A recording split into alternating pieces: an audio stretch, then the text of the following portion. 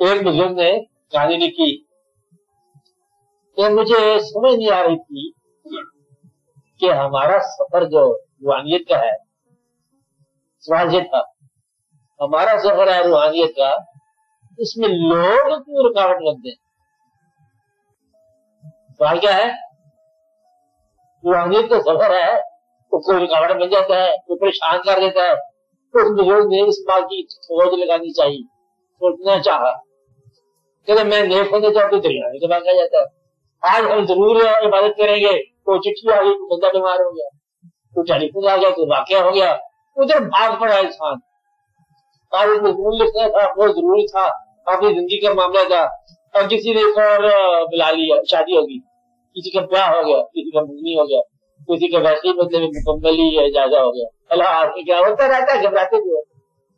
انہوں نے سوچا کہ بھئی یہ ہماری زندگی میں خاص طور پر وہ کہتے ہیں ہم بزرگوں کے استاذوں پہ جاتے ہیں تو وہاں پر بدتمیز ماحول ملتا ہے۔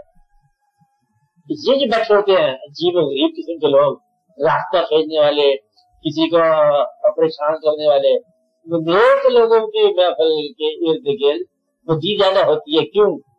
چراغ کے ارد گرد اندھیرے کیوں ہوتے ہیں؟ اسی طرح جو وہ نیکی کے ارد گرد جو ہے بدی کیوں ہوتی ہے؟ اور جہاں بھی کوئی نیک انسان چلا راستے میں رکاوٹ ہوتی کیوں؟ تو میں سمجھتا رہا، بس میری سمجھ آئی، یہ بڑا راز نہیں سمجھ آ رہا۔ پھر ایک دن ہم ایک جگہ پہ گئے تاکہ وہاں مراقبہ کیا جائے، آنے پر بزرگوں کا مزار تھا، غور کیا، سوچا۔ وہاں جب جا کے بیٹھا ہوں، وہاں 2 3 4 5 صوفی تھے بیٹھے ہوئے، میں نے ان کو غور سے دیکھا، انہوں نے مجھے غور سے دیکھا، ان کے سر تراشے ہوئے تھے اور وہ کچھ کھا پی رہے تھے، مذاق کر رہے تھے، بلکہ میرا مہمان تھا، میں پردیسی تھا، میرا مذاق اڑا رہے تھے۔ بڑی سخت پریشانی ہوئی، یہ سفر بھی کھوٹا ہو گیا۔ میں نے کہا اس طرح میں کھوٹا کرتا کرتا بالکل ہی کھوٹا سے کر رہا ہوں، میں نے کہا یہی فیصلہ کرو، یا ہوں یا نہیں ہوں، دیکھا جائے گا۔ تو وہاں میں خاموش ہو گیا۔ انہوں نے یہاں تک نوبت آئی کہ وہ خربوزہ کھا رہے تھے، خربوزہ کھاتے جائیں، چھلکے میرے اوپر پھینکتے جائیں، مذاق میرا اڑاتے جائیں، اور میں نے مقام دیکھا تو مقام ان کا بڑا سا سطحی تھا، میں پھر بھی مطلب درویش سے تھا، میں نے ان کے مقام کو پہچان لیا، وہ میرا مقام تھا، اور پھر میرا مذاق اڑاتے جا رہے ہیں۔ اور پھر میں نے سوچا کہ اگر یہ لوگ ہیں میرا راستہ روکنے والے تو پھر میری نیکی ختم ہوگی۔ یعنی کہ اگر یہ معمولی انسان، دوسرا انسان، ساتھوں نے کچھ کی لفظ استعمال کیا جس کا ترجمہ معمولی کا پٹھا بنتا ہے، اگر دوسرا انسان میرا سفر روک سکتا ہے تو پھر میرا سفر ہی کیا ہے، ختم ہو گیا۔ پھر میں وہاں غور کر کے میں بیٹھ گیا، وہ جو حجاب تھا نا ٹھیک ہے، راز یہ ہے کہ یہی تیری آزمائش ہے اور یہی تیری انعام کا ذریعہ ہے۔ یہ لوگ یہ نہ ہوتے تیرا انعام ہی کیا تھا؟ مبارک ہو ان لوگوں کو دے، ان کا شکریہ ادا کر، انہوں نے تیرے سفر کو باعزم بنایا، باہمت بنایا۔ یہ سیڑھیاں ہیں عروج پر جانے والی۔ تو میں باہر نکلا اپنے عرفان لے کے، ان لوگوں کو میں نے فردن سلام بولا اور میں کامیاب ہو کے واپس آ گیا۔ وہ وہیں کے بھی ٹھہرے رہے، جو آپ کا راستہ روک رہے ہیں صداقت کے سفر میں، ان کو پہلے سلام بول اپنا، اور پھر شکر ادا کر ان کا، اور پھر ان کا احسان زندگی پر یاد رکھو کہ یہ نہ ہوتے تو کہاں جاتے تیرے دیوان۔ یہ تو تھے لوگ، ان لوگوں نے تو آپ کو مطلب مقام دیا ہے، مطلب یہی بلند کرنے والے واقعات ہیں۔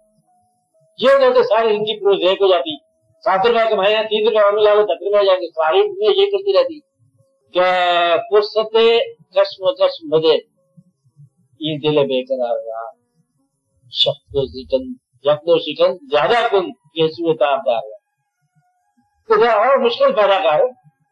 کہتا یہ تو بھی آسان ہے زندگی، ابھی تو 2-4 حادثے ہوئے ہیں، تو اور ہم اور ہیں، اور میری کائنات نثار ہو کبھی میرے اجڑے وطن میں آج ہے نا کہ نہ تم وہاں بن کے فلک پہ رہا، نہ تم پھول بن کے چمن میں آ، اور یہ جو میں بنا رہا ہوں جو آشیاں، اسے برف بن کے جلا بھی دے۔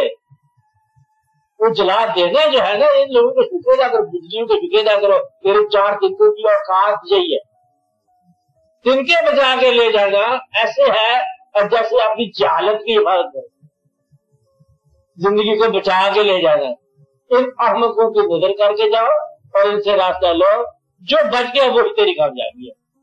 اس لیے ایک اور واقعہ خود کہانی یاد رکھتے ہوگا۔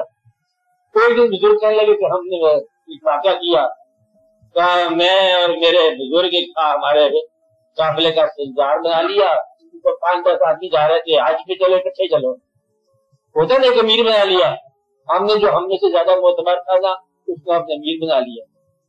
وہ لکھتے ہیں بزرگ اپنی کتاب میں کہ میں بھی ساتھ تھا اس قافلے میں، وہ امیر ہو گیا، ہم ان کے ساتھ چلے۔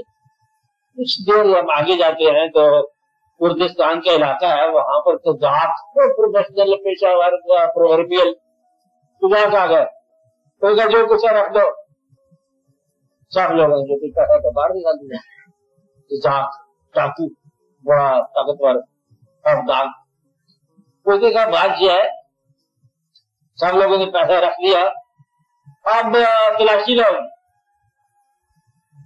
تلاشی دی تو ہمارے امیر کی جیب خفیہ سے کچھ مال برآمد ہو کے اندر اس لپیٹا گیا، اور سے ڈاکو نے اپنے ساتھیوں سے کہا اس طرح کرو، اس کو قتل کر دو، باقی کو جانے دو سفر میں۔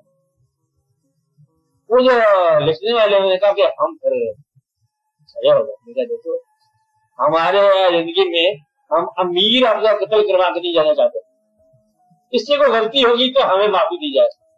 کہتا ہے یہ کیسا امیر ہے، سچوں کا امیر جھوٹا کیسے ہو سکتا ہے، جو نہیں ہو سکتا۔ تو ڈاکو نے میرے کان میں بات کی، کہتا ہم سرکاری ڈیوٹی پر آئے تم لوگوں کو متوکل بنانے کے لیے، ایسے نہیں آئے ہوئے سال ہر سال سے یہ فرائض انجام دے رہے ہیں کہ حج کے خیال میں جا رہے ہو یا مال کے خیال میں جا رہے ہو۔ یہ کہہ کے ڈاکو صاحب چلے گئے، رات پاس ہو گئے۔ تو راستہ کون روکتا ہے؟ خود انسان۔ آپ کا راستہ کوئی نہیں روک سکتا، کیونکہ یہ راستہ پیدل کرنے کا نہیں ہے، یہ خیال کا راستہ ہے۔ یہ کس کا راستہ ہے؟ خیال کا راستہ ہے، یہ باطن کا راستہ ہے۔ اس لیے اس راستے کو کوئی نہیں روکتا، نہ تو غریبی روک سکتی ہے، نہ کوئی ڈاکو روک سکتا ہے، نہ کوئی پریشان کرنے والا روک سکتا ہے، نہ کوئی اور جواز ہو سکتا ہے۔ صرف یہ آپ کا اپنے خیال کا راستہ ہے، خیال کو روکو گے تو تم ہی روکو گے اور کوئی نہیں۔ ایک دفعہ ایسا اتفاق ہوا، کہانی کے طور پر کہانی ہے، ایک آدمی، یہ تو مشہور واقعہ ہے نا لارڈ چیسٹرفیلڈ کا، ایک بندہ ہوگا کتابوں میں لکھا تھا واقعہ کہ ایک دفعہ ایک ایسا واقعہ ہوا، بارش ہو رہی تھی تو سڑکوں کے اوپر پانی، ایک آدمی کے بزرگ کا نام تھا اس کا چیسٹرفیلڈ، وہ اپنے لیفٹ پہ آ رہا ہے، صحیح راستے پہ آ رہا ہے، سامنے سے ایک ضدی آدمی آ گیا، تو دائیں طرف پانی ہے، لیفٹ کا علاقہ ذرا خشک ہے، یہ صحیح راستے پہ آ رہا ہے، وہ آدمی اس کو راستہ دیتا ہے، ساتھ ساتھ کہتا ہے کہ I do not leave the way to scoundrels، وہ آدمی کہتا ہے، اس نے ٹوپی تاری لارڈ نے کہتا ہے I do، پانی میں چلا، تو میں بدماشوں کو راستے نہیں دیتے تھے، میں سے بدماشوں کو راہ دے دیتا، چلو ڈیوٹی ہے نا، کیا ہو گیا، راستے جھگڑا کرنا کا نیک آدمی کام نہیں ہے، بدماش جھگڑا کر رہا ہے، نیک آدمی کیا کہے گا تیری مہربانی، مجھے راستہ دینے میں اپنے کام جا رہا ہوں، میں آپ کو ضرور گالی دیتا، لیکن ابا حضور منع فرماتے ہیں، کیا کرتے ہیں، ابا نے منع کر کے گالی نہیں دینی، لہٰذا ہم آپ کو گالی دیں، جھگڑا کرتے، جھگڑا جو ہے نا کیوں سے کیا، بس کیوں سے کیا نہیں کرو تو جھگڑا کرو، آپ کو بات کریں جھگڑا کون کرتا ہے، آپ کرتی ہو، آپ کرتی ہو، آپ کرتی ہے، ڈائریکٹ نہیں کرتی ہے، اچھا کسی سے نہ کرو جھگڑا،